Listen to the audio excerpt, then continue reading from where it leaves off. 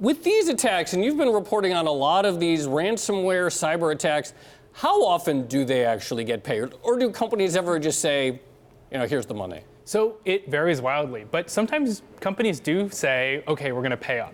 It's part of a kind of broader calculus that companies have to make and say, how well did we back up our systems? So these companies will get hit, they'll scratch their head and they'll go, okay, let's check the backups. What do we got? How bad did we get hit? How long had the hackers been in our system? Did they go after our backups? And then how urgent is the demand? Is the company about to fall apart in 2 days and we can't pay our employees? Oh, well, we better just pay up.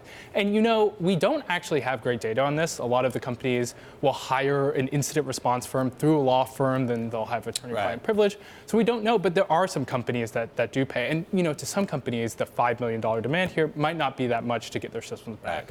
I mean, it feels as though they've really gone to kick a company while it's down, because Pemex isn't exactly in the fittest shape of its life. Right. Do they go for vulnerable companies because of that reason? So when you target a big multinational company like this, hackers will do intelligence research. They'll look for vulnerable companies. They'll take their time to kind of research and see where the pain points might be and know kind of how to make it as dramatic as possible in order to increase the chances of a payout. So, I mean, you're exactly right. They might see Pemex is strapped for cash and they'll say, hey, let's make it even Try and get more of them. Yeah.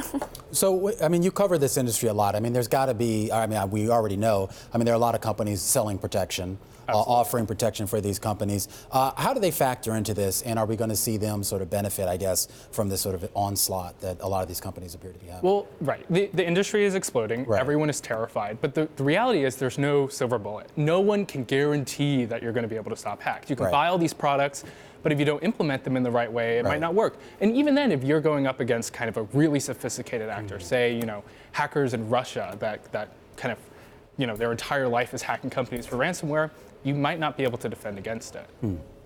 Do authorities or law enforcement have any view on this? Do they say don't pay because that only encourages them and will be more? How does that interaction work? Yeah. So the FBI's official kind of thought on this is don't pay. You're funding cyber criminals, you're making the problem worse.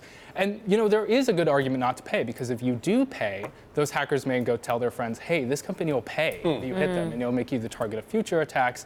But there are consulting companies that you'll hire and they'll say, look, you're screwed. You might just pay. Yeah. And the weird thing is there's a kind of honor among thieves. There are some hackers where you pay them and they'll give you the key. They'll decrypt for you. Very quickly, is it always crypto that they ask for? It's Bitcoin in this case. It's always Bitcoin. Sometimes Monero, but mostly Bitcoin.